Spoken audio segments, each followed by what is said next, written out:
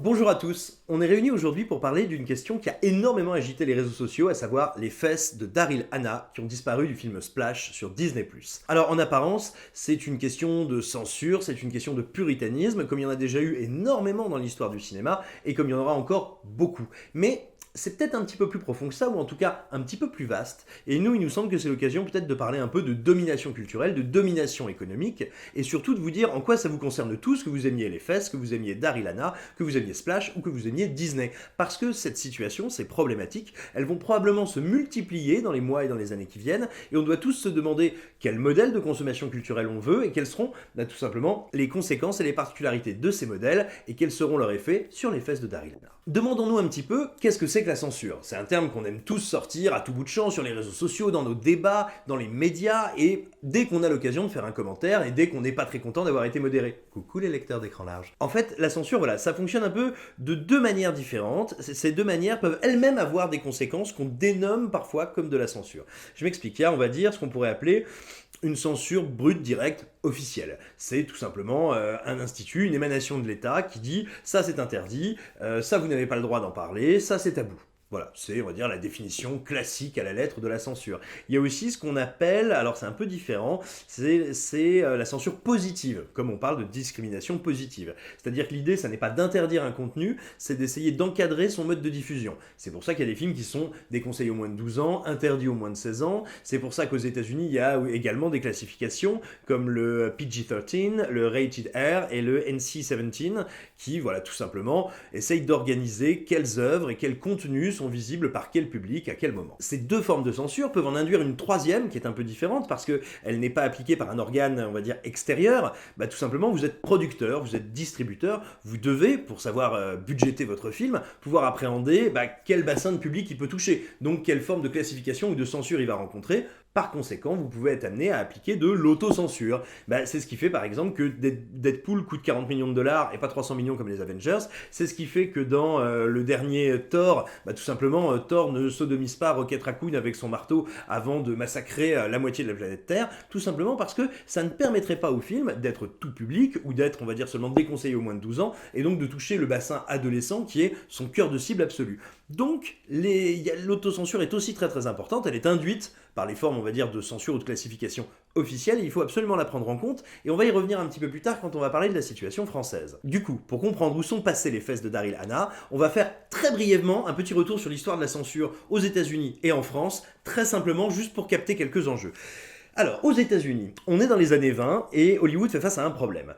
Dans les médias, les ligues de vertu, Hollywood est décrit vraiment comme un lieu de débauche monstrueux et les grands patrons des studios ont une seule peur, c'est que l'État fédéral mette le nez dans leurs affaires et commence à les encadrer. Donc il faut absolument trouver une solution, surtout qu'il y a des scandales énormes qui éclatent à l'époque. Il y a notamment celui de Fatty Arbuckle, qui à l'époque était une star comique que vous ne connaissez peut-être pas, mais qui était l'équivalent, je veux dire, des Laurel et Hardy et de toutes ces grandes stars-là. Et il se trouve qu'il est accusé du meurtre, et d'un meurtre particulièrement glauque. Allez lire Hollywood Babylon de Kenneth Anger, il y a tous les détails dedans, c'est monstrueux. En gros, il est accusé d'avoir éventré une jeune comédienne avec un Jéroboam de champagne, et pour y arriver, il faut y aller.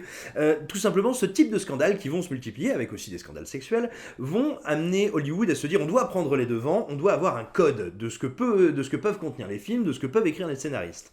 Ce code va, alors je vais très vite, les spécialistes bien sûr, détendez-vous, mais c'est vraiment pour donner les grandes lignes, va devenir le code Hays, du nom du sénateur Hays qui dirige la commission qui est chargée un petit peu de chapeauter tout ça, et ça va devenir un code très très très très encadrant, très rigide, qui va notamment quantifier la durée des baisers, comment doivent être représentés les personnages de minorités, notamment les minorités sexuelles. C'est vraiment un carcan compliqué.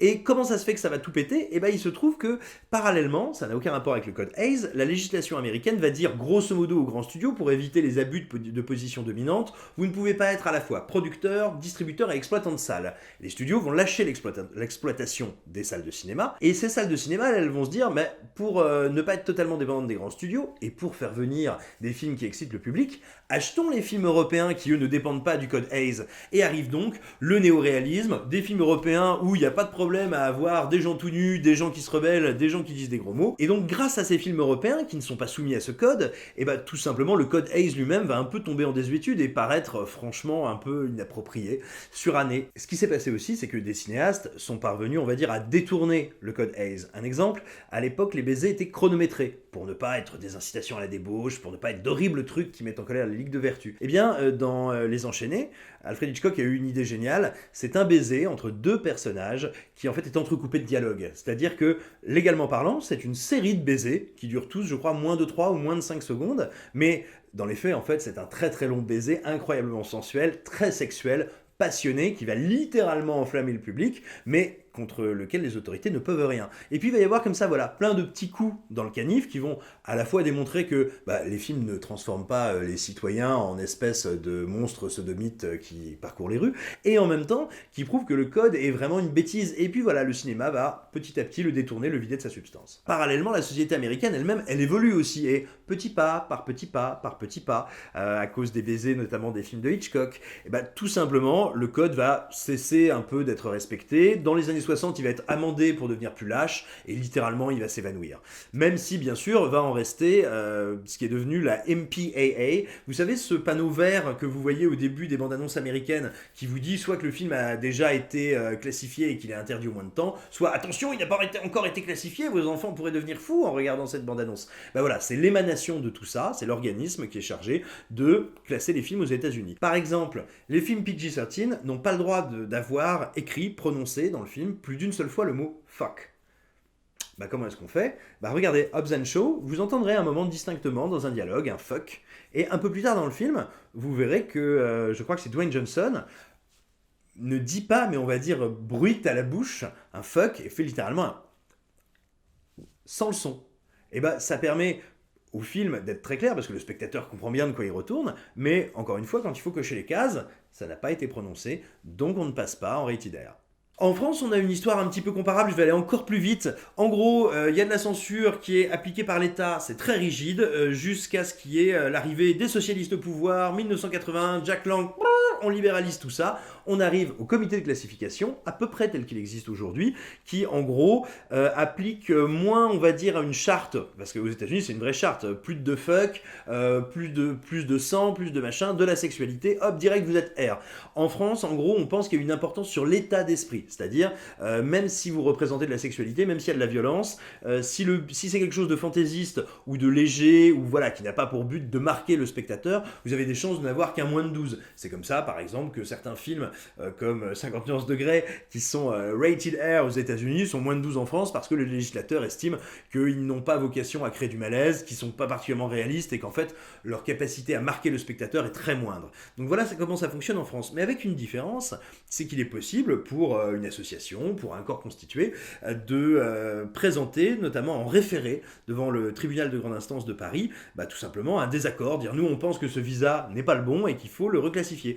Et c'est arrivé à plein de films, grâce ou à cause d'une association qui s'appelle Promouvoir, qui est généralement classée par la presse du côté des catholiques intégristes ou identitaires, voire de l'extrême droite pure et dure, et qui donc vise à faire réviser les visas d'exploitation des films. Alors c'est arrivé à énormément de films, à Love, à Saw 3D, aux 8 salopards, et à La vie d'Adèle également, et il faut savoir que Promouvoir a gagné, c'est-à-dire que c'est des films qui sont passés de moins de 12 à moins de 16, de moins de 16 à moins de 18. C'est très compliqué parce que techniquement, ce qu'ils font n'a rien d'illégal, mais ça a une conséquence, et ils le savent très bien, qui est très pernicieuse, qui s'appelle l'insécurité juridique. C'est ce qu'on vous disait un petit peu plus tôt. Le producteur qui se dit, bon, mon film, avec ce que j'ai mis dedans, il est forcément interdit au moins de 12.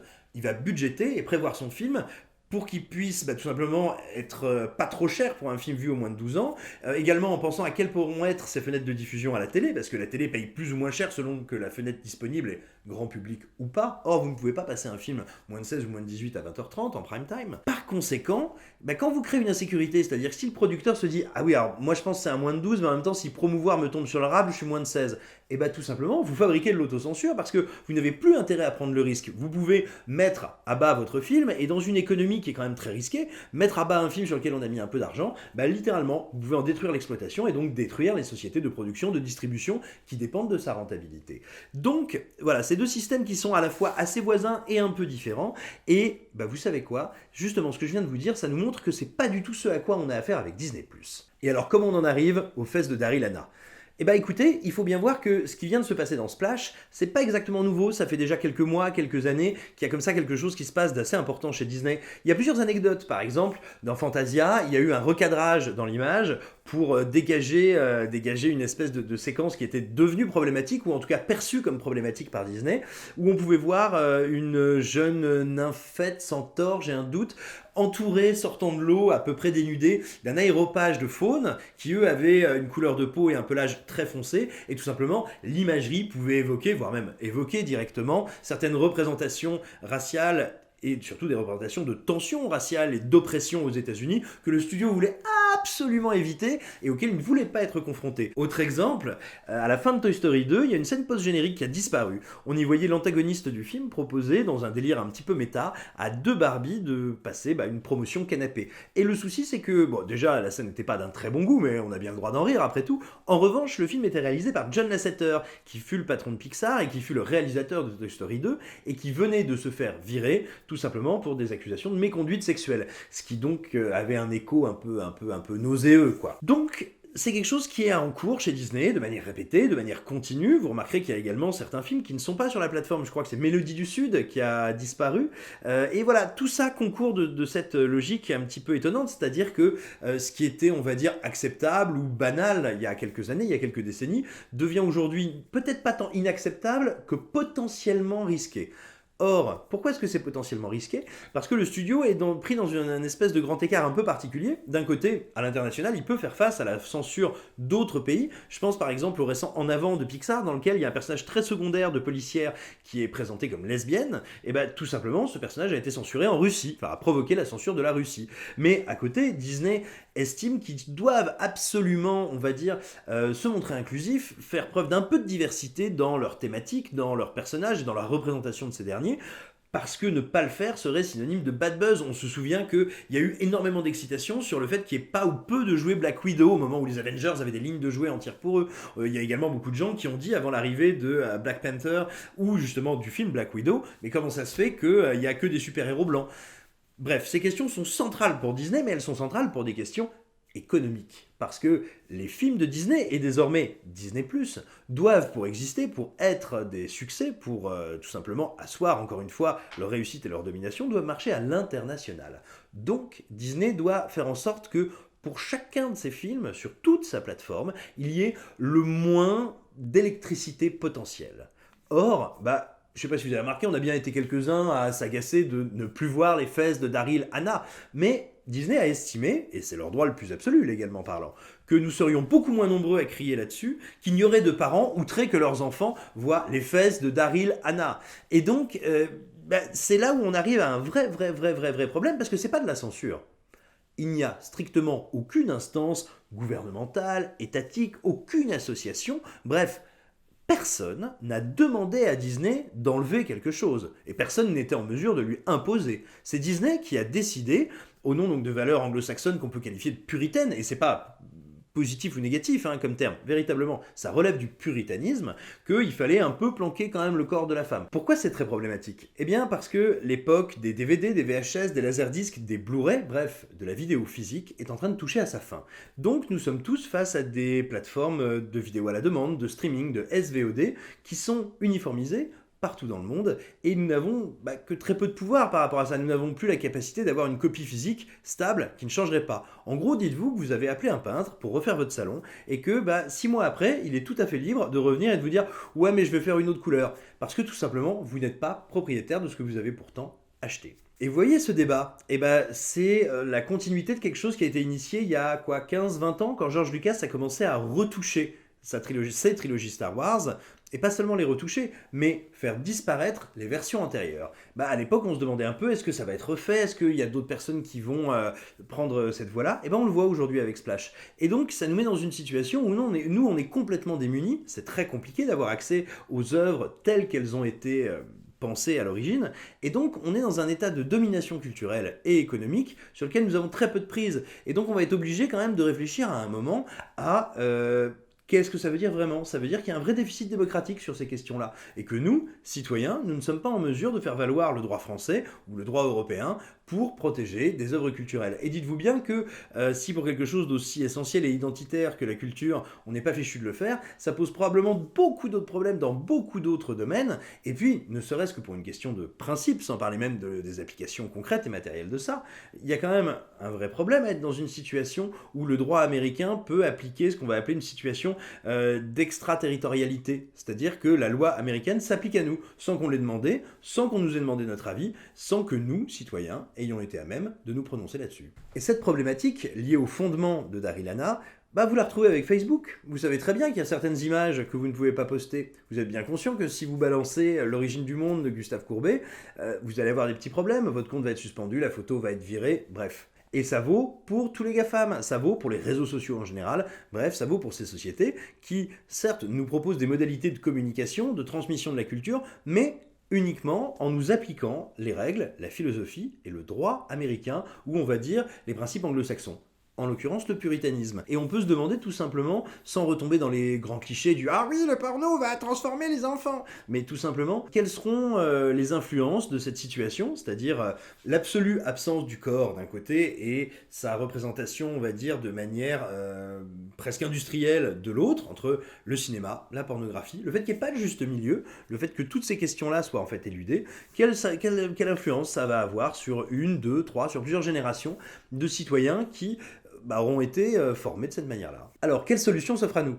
Pas des masses, parce que vous aurez noté qu'au niveau national, à l'échelle de la France, on n'est probablement pas assez nombreux, et sinon, de toute façon, il faudra beaucoup de temps pour qu'on soit assez nombreux, pour représenter un marché suffisamment important pour que ces entreprises, tout simplement, décident ou de se soumettre à notre loi, ou tout simplement de ne pas outrepasser le droit français. Donc, l'étape logique, c'est de se dire que l'Union européenne constitue la bonne échelle. Alors, sans vouloir faire de politique politicienne, rassurez-vous, effectivement, clairement, en termes d'échelle de bassin de population, c'est l'Union européenne qui est à la bonne taille, on va dire. Néanmoins, et ça aussi on le constate quotidiennement, on ne peut pas dire que l'Union européenne soit aujourd'hui un outil politique ni très puissant, ni qui parle d'une seule voix, et ni que la voix qu'il emploie des fois pour s'exprimer soit toujours celle des intérêts français. Et donc c'est pas demain la veille qu'on va y arriver. Et on en arrive peut-être à l'autre solution, c'est encore une fois continuer à penser et à repenser que la création, oui, il doit y avoir une création européenne, il doit y avoir une création française. Et c'est peut-être le moment de nous pencher tous collectivement sur les films, les séries qu'on produit en France, parce que contrairement au cliché qui dit qu'on ne produit que des comédies, qu'elles sont toutes nulles et que c'est l'enfer, c'est pas vrai. Il y a énormément de projets variés qui ont besoin de vous, qui ont besoin de votre énergie, de votre curiosité, de votre bienveillance, parce qu'en plus ils sont vraiment bons. Donc voilà, il y a comme ça des chantiers devant nous, des questions qui s'ouvrent à nous, et il va falloir vraiment qu'on les prenne à bras le corps, parce que ça va être fondamental dans les années qui viennent, à moins bien sûr qu'on ait envie que notre vie culturelle et cinématographique devienne une espèce de gigantesque Disney+. Voilà, c'est tout pour aujourd'hui sur ce sujet qui est très vaste, qui en fait englobe plein de problématiques qui touchent non seulement au cinéma, mais à la vie culturelle en général. On espère que ça vous aura intéressé, parce qu'on pense que justement il y a encore plein de fils à dénouer sur ces thématiques-là, et on va sûrement être amené à y revenir. Portez-vous bien, prenez soin de vous, confinez-vous gaiement.